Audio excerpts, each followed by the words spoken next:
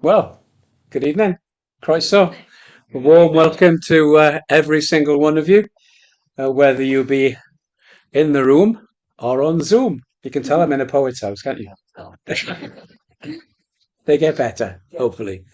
It's really great to see so many people in Dylan Thomas's parlour, the parlour of the house where he was born, because he was born in the room just above us here.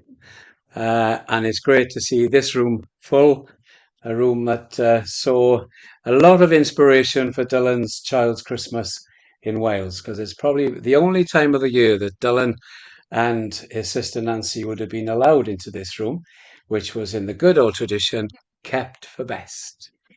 Under lock and key, and the kids were banned. But we're not banned tonight, we're all in here. And warm welcome, wherever you are out there in the Zoom world. We're going to have an evening of conversation and music. And you'll be glad to know the music does not come from me. And I'm really delighted, because one of the things that we're really keen and proud to do in the Birthplace is to encourage and to give opportunities to people who are beginning to write poetry, who are beginning to write prose or whatever, and who are starting a journey, in this case, of singer-songwriting. And it's great to be able to give a platform to Laila from Pontardawe. Been only singing for about a couple of years, and already has an EP out called Hidden Blue, correct? That is correct. I remembered. It's on Bandcamp, or for those maybe more my age, it's on Spotify. And it's also on other platforms, probably, but Bandcamp and Spotify, called Hidden Blue by Laila, and that EP is already out there. And there's another one on the way. There is. That's what we look forward to that very much. Excellent. So we'll begin this evening with yourself, Laila. A huge welcome to you to Dylan's Birthplace. It's very, very beautiful. It's gorgeous. Very lovely. Yeah, well, that's down to one person's hard work at the back there. And we look forward very much to hearing you. So thank you very much, and a huge welcome to Laila. Sorry.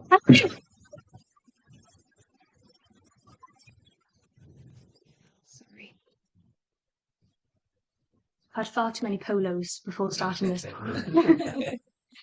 Yeah, thank you very much for having me. And I think the first song I'd like to do is the opening song on the EP. It's called She's Blue.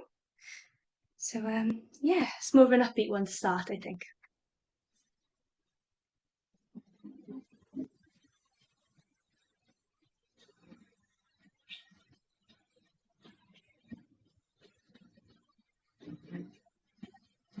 I'm so insecure, I can't find my cure, my petals are falling.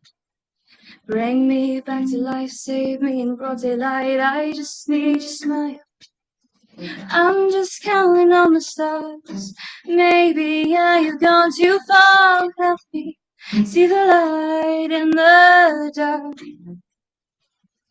Dum dum diddy dum dum diddy diddy dum dum dum diddy dum dum. Dum dum diddy dum dum diddy diddy dum dum dum diddy dum dum. How can I not fall apart when I feel your scars upon my heart? But your eyes, they want me up inside. How can I not fall apart when I feel your scars upon my heart? But your eyes, they want me up inside. Dum da dum da da da dum. Dum da dum da da da. My blood runs cold to my darkness, shows its light. I'm too scared to blush. But as you hold my hand, my body understands that I feel so much. I'm just counting on the stars. Maybe you've gone too far. Help me see the light in the dark. How can I not fall apart. Wanna feel your scars upon my heart, but your eyes, they want me up inside. How can I not fall apart? Wanna feel your scars upon my heart, but your eyes, they want me up inside. I'm worried, defeated, my heart's on the ceiling. I'm falling into my deep end. How can I not fall apart? Wanna feel your scars upon my heart, but your eyes, they want me up inside.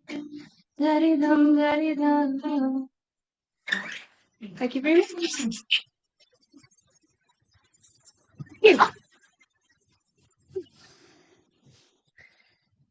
Which one to do next? Do you know what? I think we'll go with this one. This one is called Hidden. It's also another song on the EP.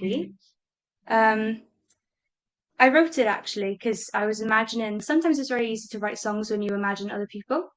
So I imagined that I was in a cafe, because I do actually work in a cafe, but I was in a cafe, and you know, you meet a lot of interesting people on the way, and there was a couple and they did intrigue me, but I thought that I'd write a bit of a story about them, so it's called Hidden.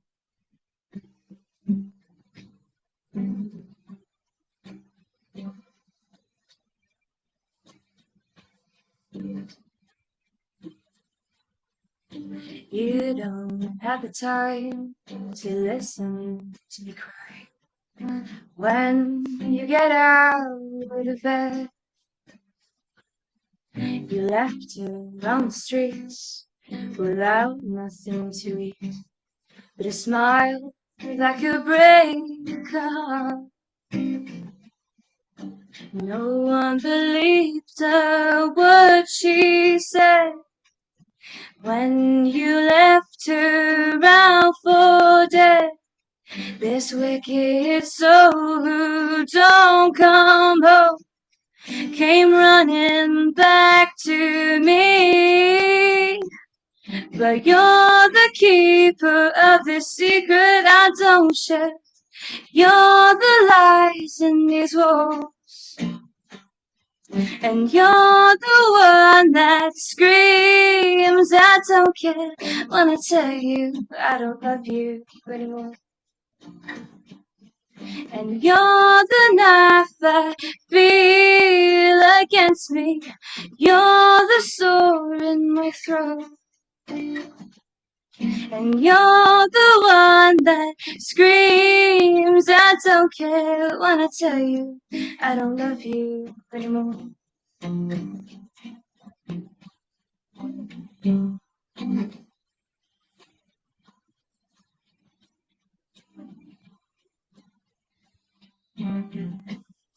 The thoughts that are in your head are insane to be said, and your smile is full of arrogance and lies. You tied yourself together with a bow tie and fell, and you write love letters to ladies. No one believed a word she said when you left her out for dead. This wicked soul who don't come home came running back to me. But you're the keeper of the secret I don't share, and you're the lies in these walls, and you're the one that screams I don't care when I tell you I don't love you anymore.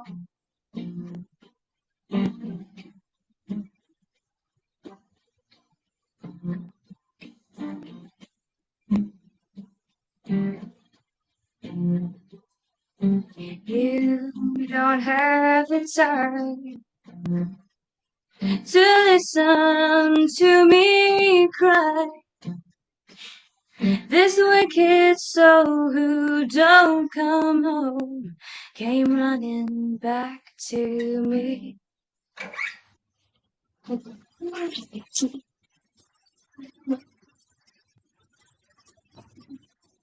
Oh, thank you so much. And also, I can't wait to hear about the book as well. It's very, very, very exciting.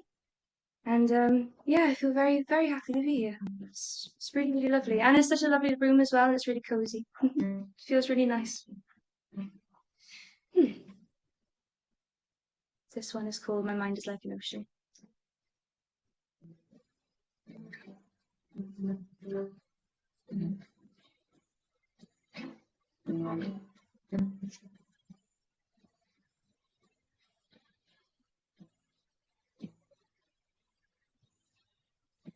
My mind is like an ocean.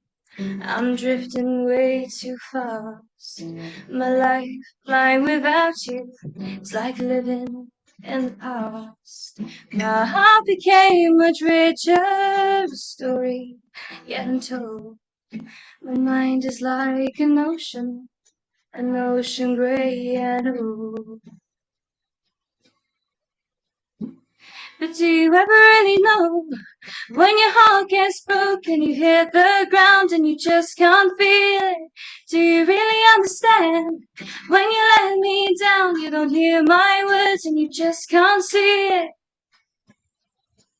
Is it too much to ask? 'Cause my heart's not theirs, I'm not from your past. Please hear me now, 'cause I'm falling too fast.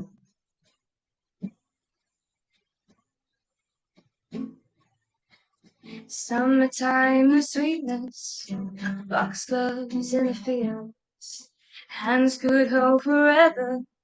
Oh, that's just how it feels. A flame could burn a lifetime, put out with one sad tear.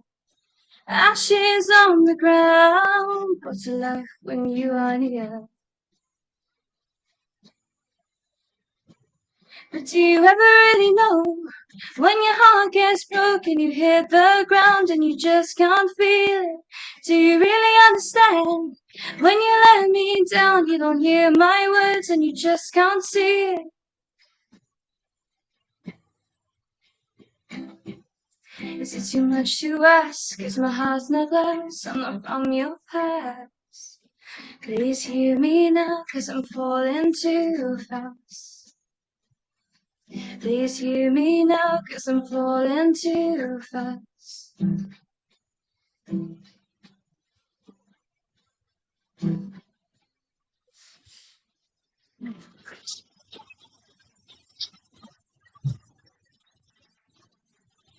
Thank you so much.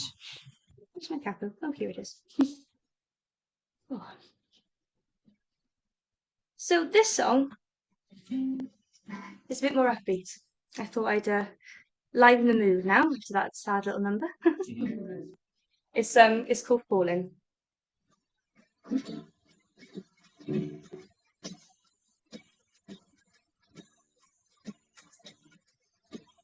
Falling isn't easy when you're afraid to die, and when you think it's over, you'll come back to life.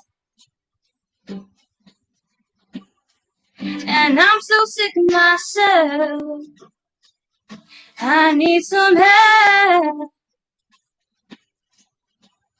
So if you block your thoughts and I'll block yours, I think that would help. Falling isn't easy when you're afraid to die. So take the picture out the frame and buy yourself a whole new name. A million miles away where the nights are darker than your days. I don't wanna stay. Falling isn't easy when you're afraid to die, and when you think it's over, you'll come back to life.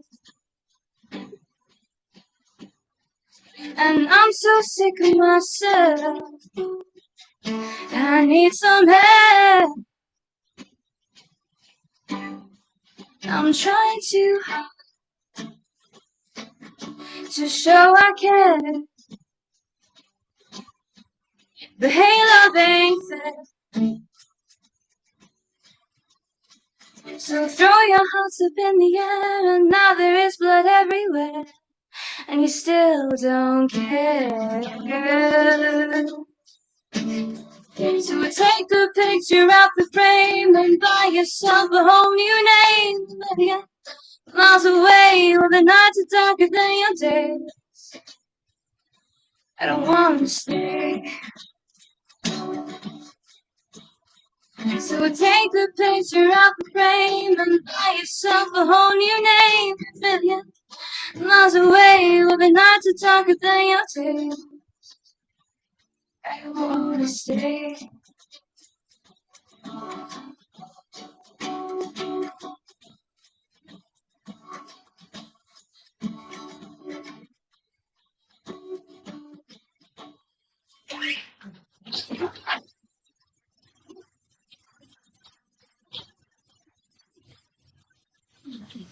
How many more are we thinking? What, 2 songs? Yeah, but 2? Yeah, sure. Atlas.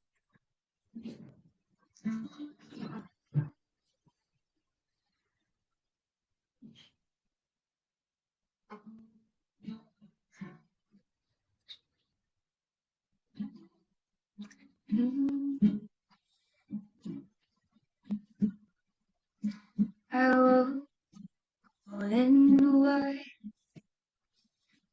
right in the middle of the night. I hope I knew that I left you with no reason why. And I know I wasn't kind, and you probably lost your mind, but no, I couldn't find a reason not to run a mile. I headed from the end of the cathedral, baby, I was gonna break your heart. Hidden in the back of something evil. We knew we hadn't stopped before we started, and we tortured each other, and I wonder why we'd ever promised until we died. And I swore that I'll never leave you behind. Now I've seen the light, oh, I have seen the light.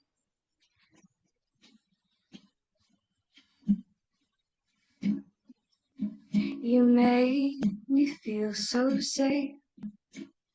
I wrote it like it's yesterday, erased like a thought I'll maze. I tried but couldn't find a way out, and I know I wasn't kind, and you probably lost your mind. I headed from the end of the cathedral, baby, I was gonna break your heart. Hidden in the back of something evil. We knew we hadn't stopped before we started, and we tortured each other. And I wonder why we'd ever promised until we died. And I swore that I'd never leave you behind. Now I've seen the light, oh, I've seen the light. Now I've seen the light, oh, I've seen the light. Now I've seen the light, no, I've seen the light.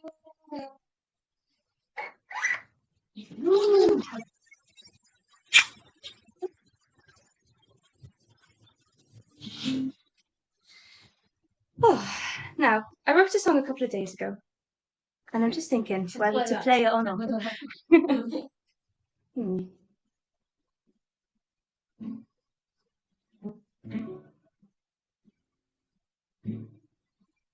you know what I think I will?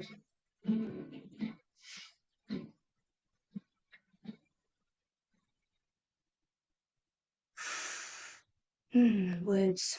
You know, Dylan Thomas, he's such a good poet, wasn't he? And he remembered his poems as well, I'm sure, unlike me. It will come to me.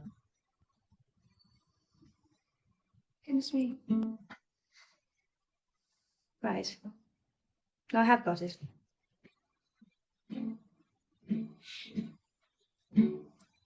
It's too late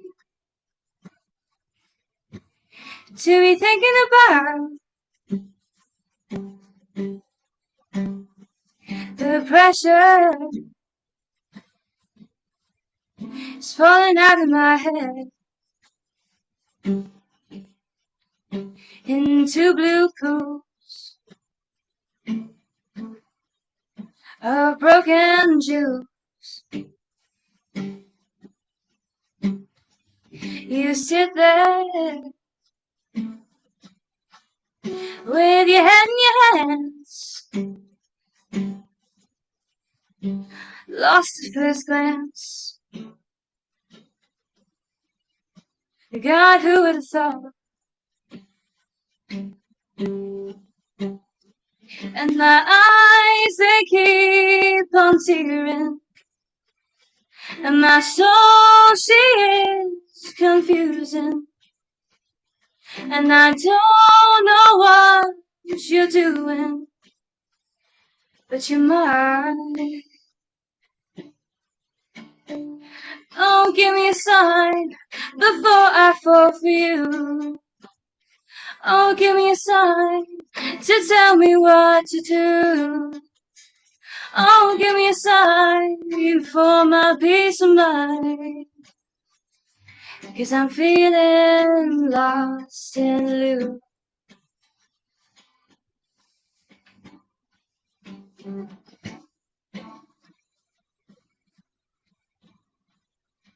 It's too late to be questioning me on your dignity that you can't find. She's looking back for you now, and you still don't know her. My eyes, they keep on tearing, and my soul, she is confusing, and you don't know what you're doing, but you're mine. Don't give me a sign before I fall for you. Oh, give me a sign to tell me what to do. Oh, give me a sign for my peace of mind, 'cause I'm feeling lost in Lou. 'Cause I'm feeling lost in Lou. Oh, 'cause I'm feeling lost for you. And I'm feeling lost in Lou. 'Cause I'm feeling lost in Lou.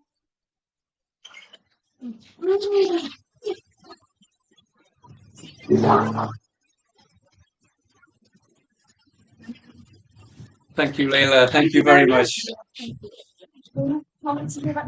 Oh well, there we go. That is coming soon. Absolutely. And it's quite something, to be fair. I mean, to sing in somebody's front room as well. You know, when you can see the whites of the eyes of the people listening to you. That's not quite the normal experience of a singer-songwriter. So even more well done for putting up with the intimacy. Yeah, thank you very much. Yes, it's time for a break. For those in the house, the refreshments will be served in the room, in the living room. And if you haven't done so already, please feel free to have a look around the house. We'll be back in 10 minutes. Sorry? Ah, I never say 20. I say 10 and then I expect it to be 20. We'll be back in 20 minutes when I will be in conversation with Josh. We've heard from just a singer-songwriter just starting, or you're going to hear about a brand new book on Dylan Thomas, which is exciting. So Josh and I will have a chat about that after the 20-minute break. See you later.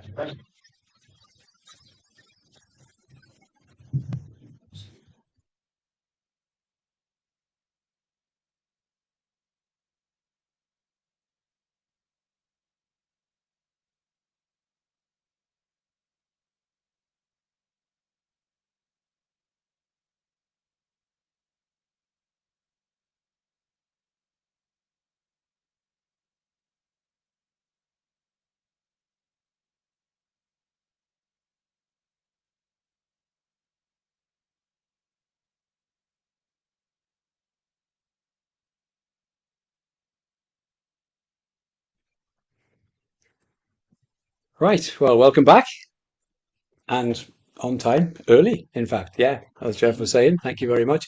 Thanks again, Laila. Thanks for great first half. Really appreciate that. Yeah, absolutely. And now it's always a pleasure to have a book launch in the birthplace of a poet and an author. But to have a new book on Dylan is more than welcome. And it's great to be able to spend some next however many minutes, I'm not committing myself, talking about this book and welcome Josh Brown. Huge welcome to you. You've put this book together, a book about Dylan, which is what we're going to be talking about. That's quite a venture, and I've got some questions to ask about so many things, which we will do over the next minutes. And I'd like to start really by taking you to a red Dansette record player and your mother. Yeah. Would you explain? I've Welsh parentage, but brought up in Sussex. But the most endearing connection that I had with Wales, apart from having grandparents and aunts and uncles there, was through my mother. And my mother, I'd never met anybody who had a stronger Welsh accent than my mother. It was beautiful. And I'm 14 years old. I've discovered poetry thanks to a very, very, very good teacher, Mr. Rose, in secondary school. And one summer, I go to visit a friend, and he has an older brother who has acquired the very first of the recordings that Dylan did for Caedmon Records. And it has a poem in it called Lament. When I was a windy boy and a bit, and the black spit of the chapel fold, sighed the old ramrod dying of women. It's a song about a Lothario who spent his life seducing and then deserting women. That doesn't sound like Dylan at all. No. And obviously, my friend played this because, two hormonal 14-year-old boys, we've never, Wordsworth never wrote poems like that. But for me, it was something instinctive. I knew nothing of Cwnhanedd there, or of traditional Welsh meters, but it was an instant unconscious recognition because I'd lived every day of my life with that verbal pulse. There was a natural musicality to the Welsh language and to the Welsh accent. And I'd heard it since before I was born. So it was an immediate connection for me, and it was a connection with my heritage, with Wales that had people in it that I loved. And so that was probably the first point in my life at which I realized that I was Welsh. I felt that I felt Welsh. Interesting. And your mother had a very positive, upbeat attitude towards Dylan. Surprisingly so. I mean, my working class parents weren't particularly into poetry or anything like that. But my mother was very tolerant. I mean, I remember her saying when I was about 15, sort of saying, well, about Dylan, saying, well, all geniuses are a bit mad in some ways, and that was her way of explaining it. But it wasn't the same, because I thought this would be when we next went back to Wales, that my family there would be pleased that this member of the family was brought up in Sussex and had made this connection with his heritage. Anything but. One of my relatives, probably my uncle, was a miner, chided my mother about it and said, "Why do you allow your son to read that drunkard Dylan Thomas?" And I realized that, for the first, even when I first went to Larne in 1970, that Wales didn't particularly want anything to do with him. It was that was quite a shock.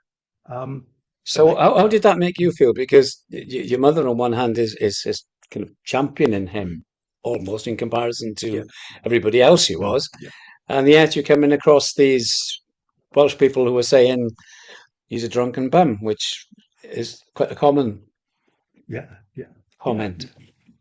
Yes. How did that make you feel? I mean, did it make you question your mother's view of him? I don't think it did, because I think one of the things that I knew, it was a different Wales. It was Wales where the chapel was still, when I was growing up, the chapel was still a key part of the life. So I was aware of that kind of non-conformist Puritanism that was at the heart of Wales, because it was there in my relatives. I remember my nine was a lovely, lovely lady. But at the same time, very, very prim. She went to the chapel. It was a classic thing that she lived in a little street, 20 houses on either side, 3 chapels. One at the top, one in the middle, and one at the bottom, which is still there. We went to it a couple of years ago. It's derelict, but up for sale. Used to go to one of the others, but changed because she fell out with the. Of course, there's always got to be one chapel that you don't go to. That's the one. Yeah. And so I kind of understood that. I understood that, somebody who had this reputation as a heavy drinker and a womanizer would not go down well with the chapel. But by that time, I knew what Dylan was writing about, and I knew how deeply embedded that was in the Welsh culture, in the Welsh language, and the Welsh experience. So it didn't phase, it didn't dissuade me from it, but it made me love him more, if anything. Yeah. Did you turn to his work that early on immediately, or did it kind of lay dormant for a while and then you kind of rediscovered him? Literally from that summer's afternoon that I heard Lament, I went back and I took a copy of Dylan Thomas out of the library, and for a 14-year-old boy, 14, 15 years old, Yeah. Some of it is very difficult. It still is very difficult for a lot of people. But when you read something like "And Death Shall Have No Dominion," when you read Fernhill, the natural lyricism and the beauty, the wonderful way that he played with words, it's infectious. We can obviously pick up that infection towards Dylan, and more than interest in him and understanding of him. But it's another thing completely to take that to the point of writing a book about him. So how did that come about, especially for Dylan, because it's not a market that's oversubscribed, but it's heavily subscribed, at least. So where do you find that pitch that I've got something new to say about Dylan? Why turn that interest and that love and that passion into writing? It was worthwhile. It was quite a while since I was 14, but so I took my time getting around to it. Yeah. But I think Dylan is all. I mean, I love poetry. It's not how I spent my life. I spent my life teaching business and management, so a very different field. But poetry and has always been a passion for me, and Dylan Thomas has always been my go-to poet. He's been there with me. I mean, I have spent every Christmas Eve regularly. My family go off and watch television. I stay in the kitchen because I do all the cooking, and I listen to Child's Christmas in Wales, and then Fernhill and a couple of other poems. So I love Dylan's work with a passion. So what was constantly frustrating was the fact that Dylan was by no means a saint. No. And there are people who want to try and whitewash his reputation, but there is so much distortion about him. And it comes from people who should know better. And so the book came about because I wrote an article for a Facebook page called the Dylan Thomas Appreciation Society about my first visit to Larne in 1970 and going around the boathouse when it was empty, thanks to an old rogue in Larne called Johnny Oriel, who lent us the keys. Put an exclamation marks either side of the lent. Yes. And reputedly used to tear bits of wallpaper off and sell them to American tourists. Yeah. But, I can well believe that. But from that article, Hannah, Dylan's granddaughter, asked me if I would write a piece for her website about how I first discovered Dylan. And then I happened to read her mother's book, My Father's Places, which is one of the most beautiful books. I mean, because she was such a talented writer. So I wrote a review of that, and she published that. And shortly after that, I met Hannah. And then I started to think, well, if people like what I've written, maybe I should write some more. And it was just literally, I thought, somebody sometime has got to sit down and write a book, not as a biography or not as literary analysis, although both of them are in this, but just to take those myths. Dylan was a drunkard. He wasn't. Dylan died as a result of drinking 18 whiskies. He didn't. He was a Welshman who hated Wales. He wasn't. Dylan wasn't religious, which is what Paul Ferris says. He's a religious poet. So all of those myths and just write a book so that challenges them and tries to tell the truth, the unvarnished truth. I was going to mention some of those later, but I'll do it now. Okay, No, it's not a problem. Because you've brought them up. You say towards the end of the book that there are many biographies of Dylan, and Dylan is particularly well blessed in a number of people who've written about his life. But you also say that they fall short. Yeah. Most of them, if not all of them, most of them, to be fair, probably, is it? All of them? Well, I'm not sure about there is so much written about Dylan Thomas. I mean, in any year, dozens of articles are written. University theses are written. Articles appear in the press, in the magazine, now online even more. And more than half of them will repeat at least one of those myths. Yeah. To give you one example, I was going to ask you for it. Yeah. Yeah. Okay. This book went to the print. This book had gone to the printers 2 days earlier, and I received an article from an online literary society called the Wordsworth Edition. And it was an article written by a regular contributor who, believe it or not, is a lecturer in English literature at a British university. And in the course of this article, she said, when Dylan first left Swansea at the age of 21, he said, Wales is the land of my fathers, and my fathers can keep it. Now, that is a line from a script for a film called The Three Weird Sisters that Dylan wrote. It's spoken by the villain of the film. He is a Welsh, a rich Welshman who has turned his back on his nationhood, and as a result of, and he's refusing to support a mining village where there's been a disaster. So he's a character that Dylan wrote, and that film script was written 14 to 15 years after Dylan first left Wales to go very briefly to London before coming back to Swansea. And one of the obvious counterpoints to that, other than the fact that the answer you've given is as to the context in which it was said, is the very fact that Dylan wrote hardly anything at all anywhere but in Wales. Yeah, exactly. So that kind of counters that.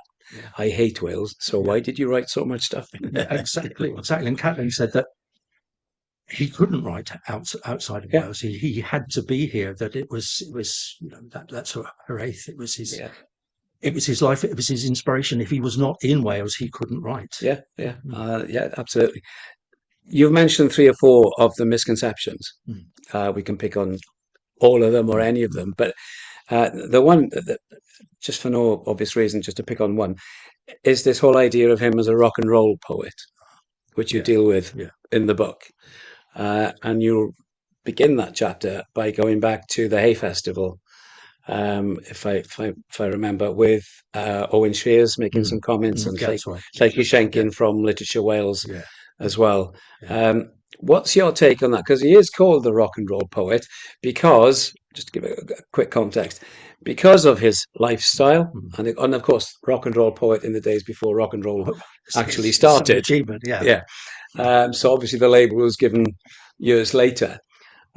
Because of his lifestyle, because of the fact that he allegedly drunk so much.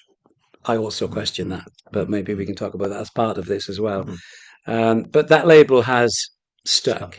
And he did also socialize with A-list Hollywood people in America. He was to a party in Charlie Chaplin's house. I mean, a poet from this small little backwater town. Yeah. Sorry, people from Swansea, which it was then, is what I meant to say. Um, he's out in America and he's getting this huge adulation, and he's invited to a party in Charlie Chaplin's house where Marilyn Monroe is and Shelley Winters. I mean, that is rock and roll lifestyle for a poet. So you can see where it kind of comes from. But why do you challenge that? You know, of all of the cliches, it's the one that I don't particularly challenge. I challenge it in as much as it is a cliche. Challenge the use of it. Yeah, the use of it, exactly. Yeah. You know, this idea. Yeah, I mean, it was very rock and roll like. He had this, you know, he had these itinerary of places to go to deliver his poetry. And his whole life, this was like 6 weeks of living on trains and sometimes in airplanes, traveling from one part to another. I mean, Brinin did classically what bad musical directors do today with rock stars. You know, you put them in one town, you put them in London, and then you put them in Stockholm, and then you put them somewhere else. So they're spending all of this time on the road. So he did that, and yes, a lot of the time, you know, he was using alcohol to help him get through it. He was certainly taking sleeping tablets to get through it. It was so difficult. He was saying that he could only sleep on buses. So it was very rock and roll, and he was meeting A-list figures. But I kind of like it in as much as if you look at the reasons why it's justified, you look at what Dylan did. If you go back to when 18 Poems was published, new poetry, I mean, ordinary people, middle and working class people did read poetry, but it had been around for a long time. It was, you know, they'd be reading Tennyson, they'd be reading Byron because it'd been around for a long time. New poets, Dylan's first book was only 250 copies. People didn't read new poetry, and most people didn't. What Dylan did was something remarkable. He's the first media poet. He took poetry, first of all, to the BBC and to the microphones of the BBC. So that took it into every home in Britain. And he made poetry popular. Then he becomes a film scriptwriter, a documentary scriptwriter during the Second World War. So he's learning from that, and he brings that back, and that helps him create Under Wood. But he takes poetry into that. I mean, some of those scripts that he wrote, I mean, We Are the Men, which is this wonderful, uses Leni Riefenstahl's film, and is a wonderful attack on the Nazis. It's brilliant. And he did some of the voiceovers for that. Then he goes from that to taking poetry on the road and makes it a popular performance art, which lays the foundations for stand-up poetry, which is now so popular. Yeah. And it also lays a pathway for rap. I mean, that's not to say that rap wouldn't have occurred without Dylan Thomas, or that Dylan Thomas was a rap artist. But he fed into it. But he helped pave the way for that. And then through Holdridge and Mantell, he helps launch the audiobook industry. It's $1 billion industry now, audio recordings. And those two women who put their whole life savings into setting up this record label were being told, this is nonsense, people won't want to do that. And so they knew the only way that their business would survive is if they got a really brilliant poet, somebody who could really deliver poetry. And most poets can't. If you listen to recordings of most poets, I mean, I love E. Cummings that Dylan knew. E. Cummings was bowled over by him. But if you hear E. Cummings reading his poetry, I mean, you know, poem 92, you know, I Carry Your Heart, he does it with this strange voice. It's like I have to put my fingers in ears and not listen to it because it's so awful. There are recordings of W.B. Yeats, and again, he sounds like a vicar. Dylan was knocking people dead with his recordings. Yeah, and you wouldn't really rush out to buy a recording of T.S. Eliot. Yeah, no, exactly. With due respect, Mr. Eliot. But, so if the rock and roll moniker is I think it is in a sense justified. It's a bad side to it, but it's justified. I think the best example of that is when Brinin first did the first tour. He booked all of the places that were booked, all of these universities and so on. They booked auditoriums that hold 200 people because that was the optimum audience for a poet, not just for any poet. T.S. Eliot, W.H. Auden, an audience of 200 people. Dylan does his first one, and the next day Brennan is on the phone phoning them all up saying, you need to get 1,000-seater, 5 times what every other leading poet was getting. And you just think, that is rock and roll, you know. Yeah, absolutely. It's hard for us to fathom the impact he would have had on those American tours, like Brennan having to, let's double the capacity of the auditorium. People just love him. I mean, it's hard for us to kind of take that in.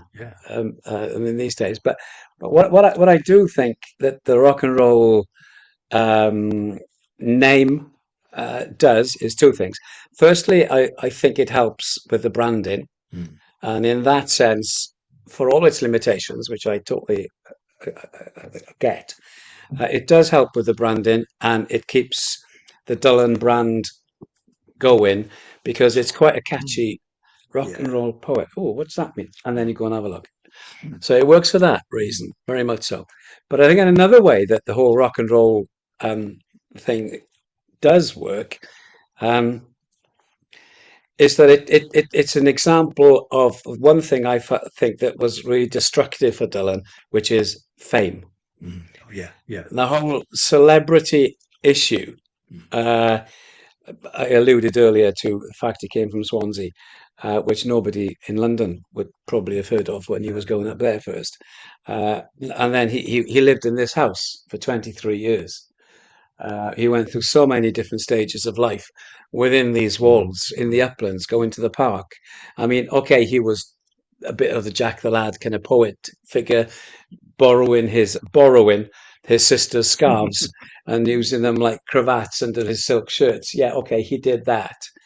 And he worked on a persona of a poet, but it was always back to mum and dad's. It was always back to this house. And then to go from that, once they left the house, the second part of his life was bohemian, colourful and volatile anyway.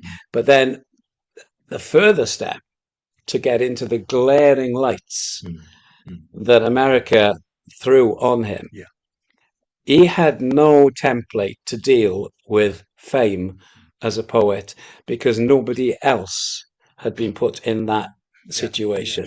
That informs the rock and roll image. It plays into the fact of his drinking. I mean, a lot of it was the socializing and part of the scene, but a lot of it was Dylan thinking, how the hell do I cope with this? And I have no idea what to do. How do I behave? So what do? I'll climb down on all fours and scurry around the room of the party I'm in and pretend I'm a dog or a mouse. I mean, he's completely inappropriate, but he was trying to get his head around it. And I think fame is a huge... I'll mention one of my books in passing because I'm allowed to. I did the biography of Welsh legend and Welsh rugby legend Carwyn James.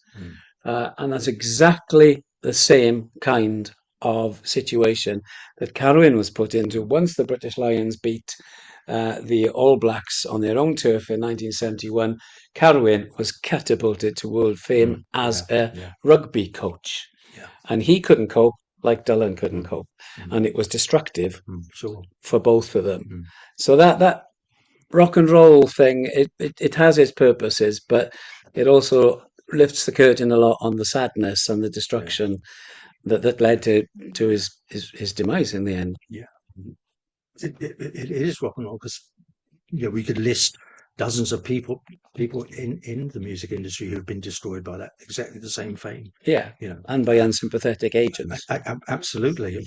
which let's face it, Brennan was. He had his own motives for that, and I think he was very fond of Dylan, and Catelyn believed that he was actually in love with Dylan, but yes, he didn't do well by him. And the other thing one of the things I think about biographies miss about that time in America is not just the caustic effect that fame can have and trying to deal with that, but also the world that America was in the early 1950s. We have to remember that this is the era of the American dream. It's the era that's parodied in Mad Men.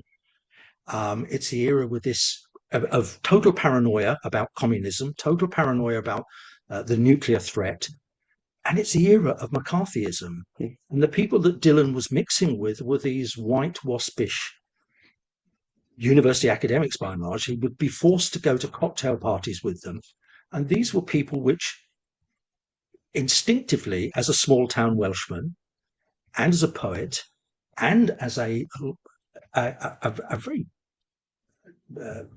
fervent socialist, he would have hated. He would have absolutely. And we know there are instances of quips that he made to people that you can tell he was forced to mix with people he would have despised, and in situations that he had no control over. And the only thing he could do was drink and make and be outrageous. Yeah, because then at least he was to some extent in control of something which otherwise he would have loathed. Yeah. You touched on one of the other misconceptions. There are 4 or 5 we could pick on, but Dylan's politics. He had a good friend, Bert Trick, who is very conveniently labelled the communist grocer. Not from the uplands, not actually sure that he was a communist. No, he wasn't. So what's your take on Dylan's politics then?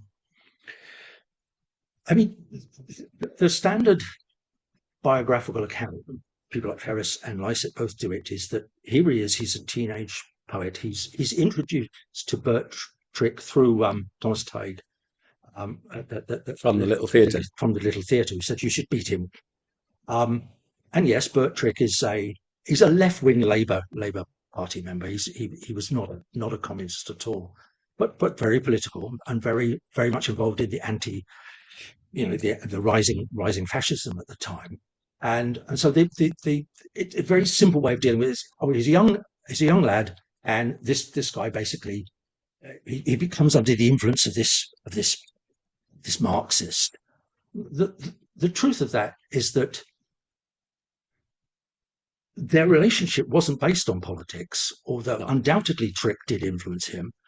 It was based on the fact that Bert Trick was a poet and a Welshman, and he's one of only 4 people that I know that Dylan hated talking about his poetry.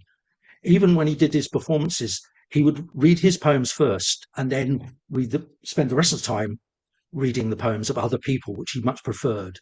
And he was very modest in that way. And the only 4 people he ever talked about poetry to was Catelyn, and with her not a lot. His father, who we know his father critiqued his work, even at the end of both of their lives, he was still critiquing Dylan's work. But the 2 main ones are Bert Trick and Vernon Watkins.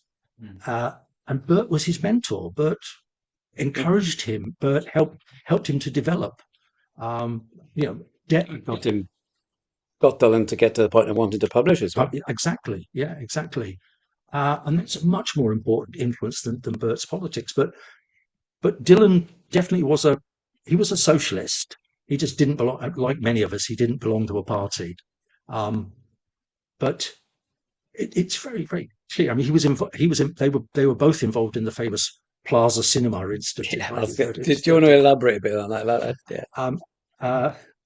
Well, this is a lot of people know that the Cable Street incident, where Sir Oswald Mosley's Union of British Fascists tried to enter the East End and was stopped from doing so.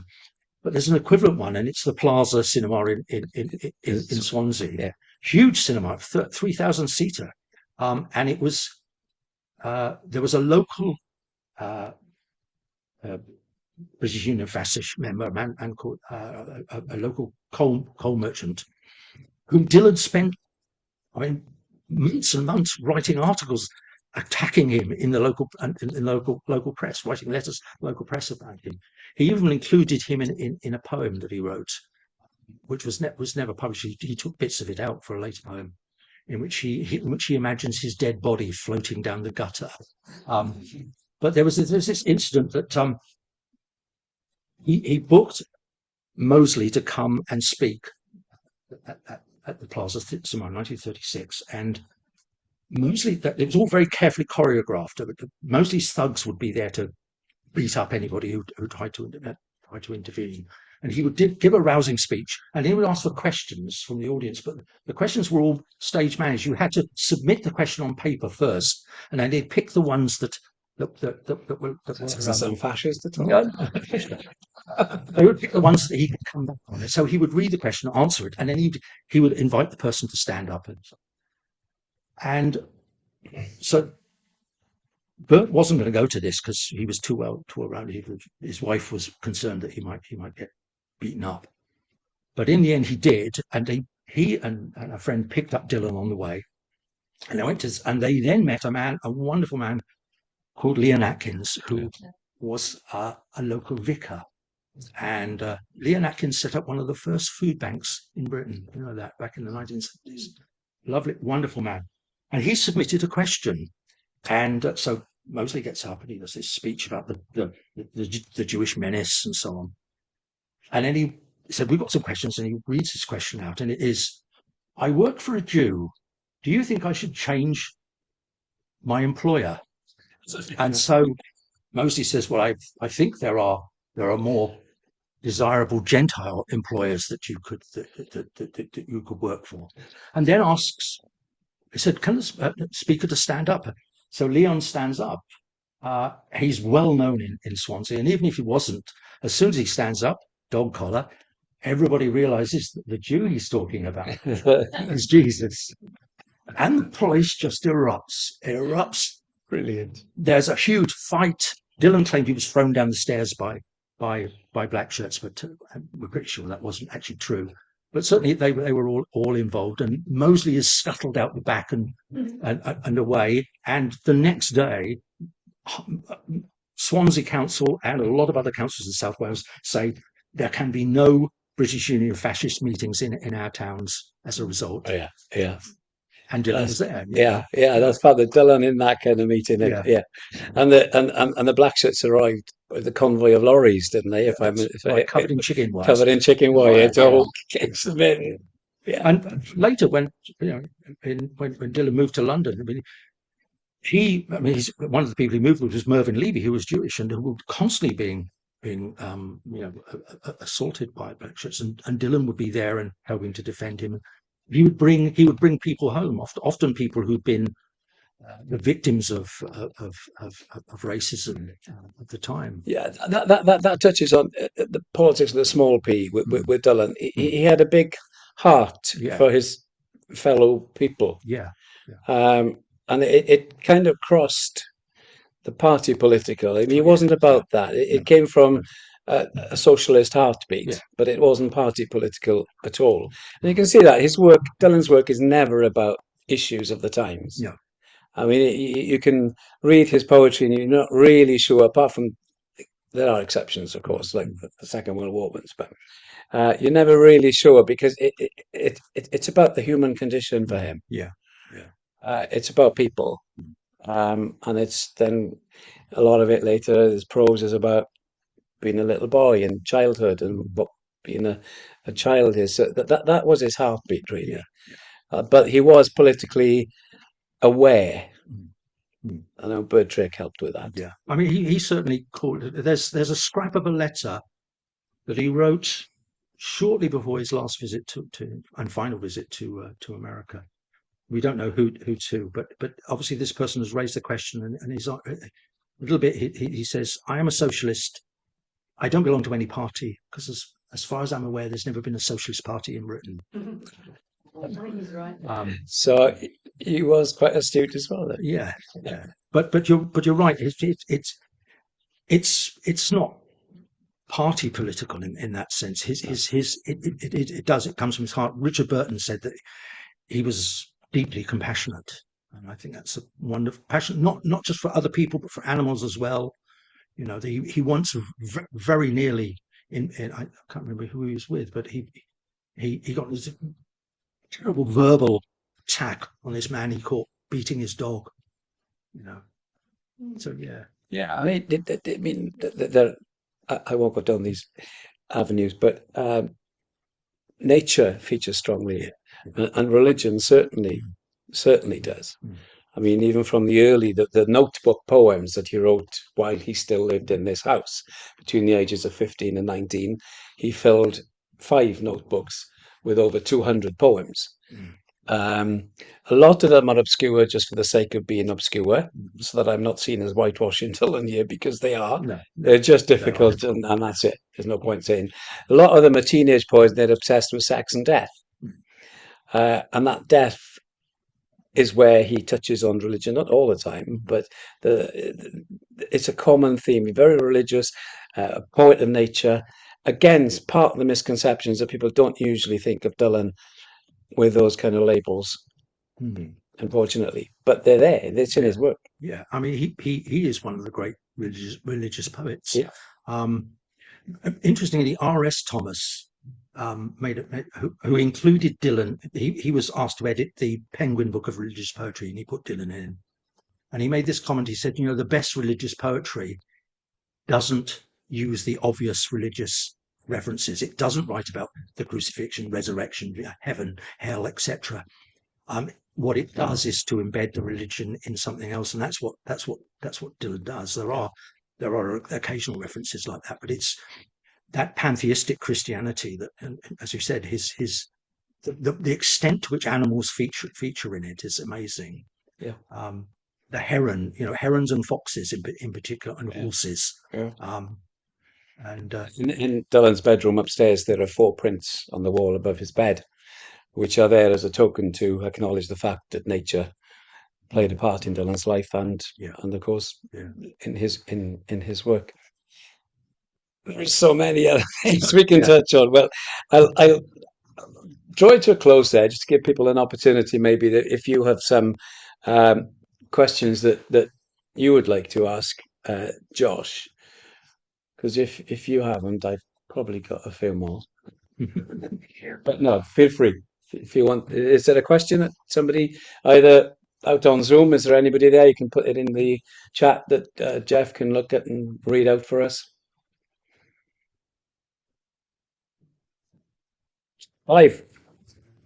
The whole rock and roll myth, I get that, and its failure to deal with unprecedented pain. Does it really matter if that now draws people to his poetry? Or, as Hannah, his granddaughter, said, that she would prefer people to focus on the words and not the myth. Yeah, sure. And is that separating the wheat from the chaff? And at the end of the day, how you get there and pick up the book and start enjoying it, does it really matter? I don't know. I guess a conflict that I've got personally. I don't think it does. I think, if you're attracted to Dylan Thomas because you think that he was a rollicking, heavy drinking womanizer, and you end up reading Fernhill, one of the greatest poems of the 20th century, then that's fine. I absolutely agree. There are so many myths that grow up around Dylan because he was that kind of person. And the fact that one other one, it's not quite the same analogy, but the one thing that I love, the fact that keeps Dylan's name alive, is this like friendly banter between Larne and Swansea. I think it's fab. I just sit back and smile and say, "Oh no, yeah."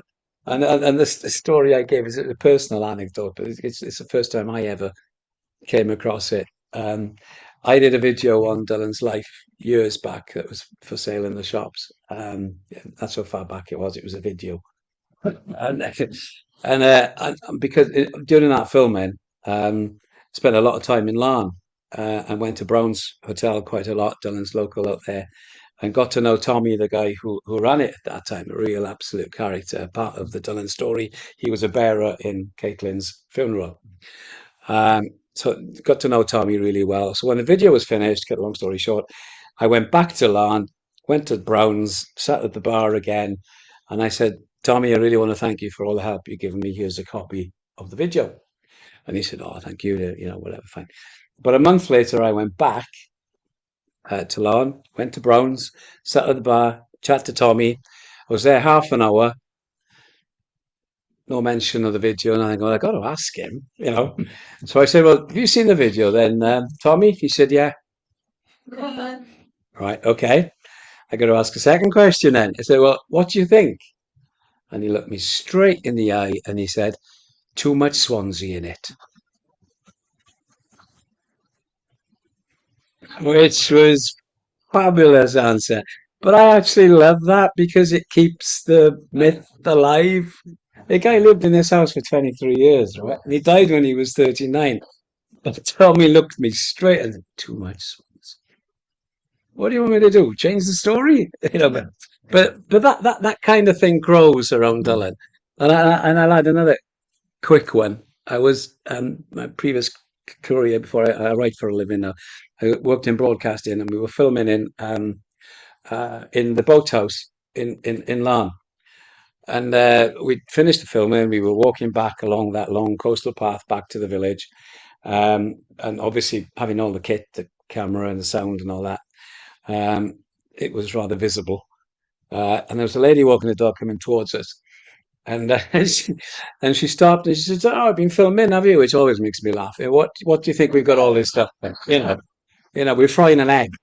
Yeah. So I said, "Yes, we've been filming down in the boathouse and whatever." And she said, she pointed to the dog. And I said, "Oh yeah, nice dog." I got no idea of dog breeds, so I wasn't going to start that. I said, "Oh yeah, lovely dog. Yeah, how long have you had the dog?" And she said, and she pointed again without saying anything. And I'm thinking, why is she pointing at this dog? She said, "That dog." I said, "Yeah, it was related to Dylan's dog." And if she hadn't actually been looking in my eyes, telling me that, I wouldn't have believed the story. But she told me. I could see the dog. That kind of myth, Yeah. fab. It's in the same ballpark as 18 straight whiskies. That was Dylan himself, of course. But Yeah. they all feed the legend. Dylan started that legend. And I don't think they cross over into the misconceptions that you referred to in the last chapter of your book. Those aren't misconceptions. The misconceptions we've touched on, but those are just things that feed the legend, which are different. Yeah, sure. Thank you for that, Clive. Here we go.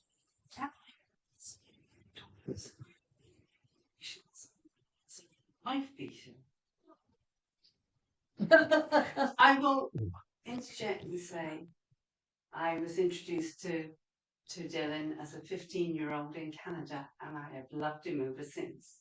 Okay, but I still believe in addressing the whole man.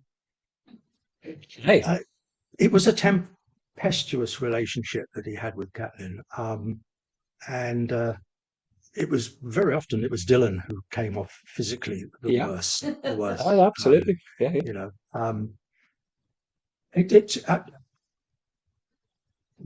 With 21st century understanding of issues like that, we tend, it's very easy to be judgmental. Catelyn's sister Nicolette made a very interesting comment, and I don't particularly like Nicolette. She was not very nice to her sister, and according to Hannah, according to Trevor, Dylan's Ironie's husband, she was a very snobbish lady. She was the only one of the family who didn't particularly welcome him because he was a minor. But she said, Dylan and Catelyn's fighting was painful for people who got to witness it or got caught in the middle of it. But actually for them, it was just bickering. She said all married couples bicker. It's just that they did it on a very much more very much more apparently aggressive level. And public. And public. Which didn't happen. Yes, exactly.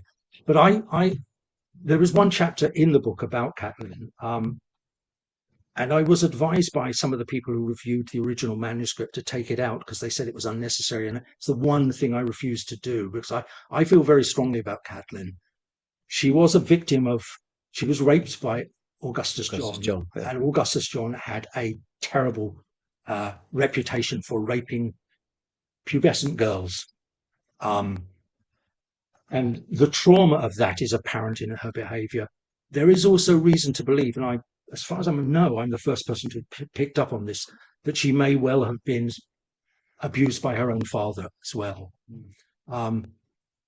And in addition to that, her life was very hard. This was a woman who was expected to go on to great things, to marry well and so on, because she came from an aristocratic background, and she spent her life basically as a domestic drudge in order to enable her husband's genius to flourish. And one of the few people who've written well about Catelyn is a New Zealand novelist called Dan Davitt. He wrote a series of little essays called Closing Times about people he knew from the London pubs. And it's a very, very sympathetic picture of Catelyn, how Dylan would be performing in the pub, telling stories and so on, and he'd be this performer, Dylan, and she would be right in the far corner in the dark, nursing a drink because it was the only way that she could put up with it, totally overshadowed by her husband. And it's a very, very sad picture of somebody's misery, that she sacrificed so much for his genius, but had to put up with this situation in which she had almost no identity. Without a doubt. And I think that grew and grew and grew over the years. Because we mentioned earlier the whole idea of fame and adulation that Dylan had. Well, that's the adulation and fame and attention that Catelyn didn't have. And I think she was in a very weak and vulnerable position quite often. Of thinking, well, you just left me here stuck with the kids.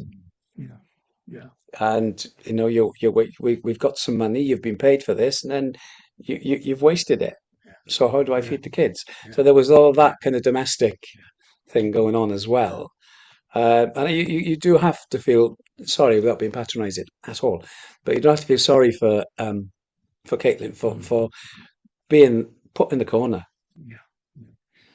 Which is the exact opposite of the fact that she could be so volatile as well, and but they both they fought with each other throughout their lives. Interestingly, in his later poetry, he'd started to change. He'd started to recognise just to what extent his genius was dependent on her support. Wittily, he used to refer to her as his cattle anchor, a little sort of play on her name. But there are poems that actually begin to recognise that there's one where he says that without her he would have died, and it's not really sure whether he's talking about the death of his creative talent or literally his death. That he because his creative talent did go through patches of dying, and that annoyed Catelyn even more because he wasn't actually earning anything then. Yeah. Jeff, you had a question. I got to let you ask one. It's a question from all the way from California, from John Dodson, another author, and he asks, any thoughts about Vernon Watkins' relationship with Dylan? Can you repeat the question because they can't hear this side of this conversation? A question from California asking basically if we can elaborate, or if Josh can elaborate, on Dylan Thomas's relationship with fellow poet and member of the Cardoma gang as well, Vernon Watkins, who worked in the bank on the corner of St. Helens Road, by the way, where there's a blue plaque. I mean, as I said earlier, Dylan hated talking about his poetry. Really, really loathed it. He didn't want to do it. He talked endlessly about poetry. Brennan thought that he was overawed by academics because he left school at 16, and it's not a nonsense. He spent a day with Salvador Dali. He got on like a house on fire with Stravinsky. He was friends with Arthur Miller. So it wasn't that. It's just that he had this. He just totally hated dissecting his own work, and his friendship, if it ever was that, with Henry Treece fell out of that. Treece was writing this book, took him years to write it, sort of analysing Dylan's poetry. Dylan just loathed it. He just hated talking about it. And yet he had these two people, most notably Bert Trick and Vernon Watkins, who mentored him. And it was their guidance that helped him to develop, first of all, as a teenager with Bertrick, but then from shortly after that through Vernon Watkins. And Vernon himself was a talented Welsh poet. He was up for Poet Laureate at one point. And he, from their first meeting onwards, Dylan would send every poem that he wrote to Vernon for Vernon to critique and send back. And we know that many of those poems were changed, were modified as a result of the conversations that he had with Vernon. And Death Shall Have No Dominion is a wonderful example, because that was a challenge that Bertrick set him at 18 to say, let's both write a poem about death not being the end of life. Bert wrote one, which is Death Is Not the End. Dylan writes this one, Death Shall Have No Dominion. But it wasn't published in 18 poems because Dylan wasn't happy with it. It was Vernon who took it and said, you need to change these bits. So originally he referred to gentlemen in it because there are references to the First World War in it. And it was Vernon who said that doesn't work. You want to change it. And so he changed it to characters. The heads of characters hammer through daisies. So Vernon was an incredibly important figure in his life, just in terms of supporting him and nurturing his talent. And it's impossible to quantify or really to exemplify. Yeah, but that makes the case. But it was very definitely there. And he was a very gracious and understanding man. Yeah. Because Dylan didn't show up for his wedding. Which where he was supposed to be best man. Dylan didn't turn up. And they remained friends. I'm not sure Vernon's wife was as forgiving. I think she was, although, her book, Portrait of a Friend, she was very forgiving, and she's one of the time. Subsequently, yes. At the time, she obviously wasn't. And she never had a lot to do with Dylan. They never really talked a lot because he only ever talked to Vernon. Yeah. So, John, does that answer your question? We'll wait for a reply. Anybody else want to ask? No, that's cool. Well, thank you so much, Josh. Really fascinating to look at a completely different way again into the life of somebody we think we know about. So thank you very much. Thank you, Josh Brown.